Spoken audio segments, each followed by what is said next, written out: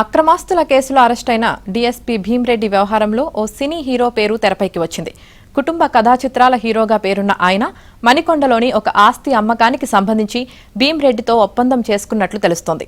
ఇందుకు దాదాపు 3 కోట్లు అడ్వాన్స్ తీసుకున్నారని, మిగిలిన మొత్తం వచ్చే సమయంలో ఏసీబీ దాడి జరగడంతో ఆయన ఆస్తి అమ్మకం వివాదంలో పడిందని సమాచారం. ఆ హీరోకు అందిన 3 కోట్ల వివరాలు భీమ్రెడ్డి ఇంట్లో స్వాధీనం చేసుకున్న డైరీలో నమోదైనట్లు తెలిసింది.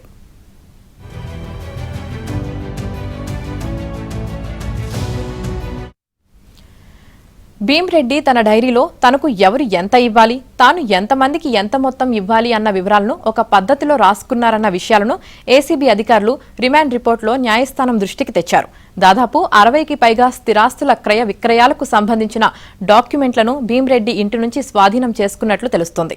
కాగా భీమ్రెడ్డి తన ఆస్తులను బినామీల పేరిట పెట్టే సమయంలో చాలా జాగ్రత్తలు తీసుకున్నారని, ఎవరి పేరిట ఆస్తిని రిజిస్ట్రేషన్ చేస్తున్నారో ఆ బినామీ నుంచి క్యాన్సిలేషన్ డిడ్ ముందే రాయించి పెట్టుకునేవారని, ఇలాంటి క్యాన్సిలేషన్ డిడ్లు భీమ్రెడ్డి ఇంట్లో దాదాపు 30కి పైగా దొరికాయని సమాచారం.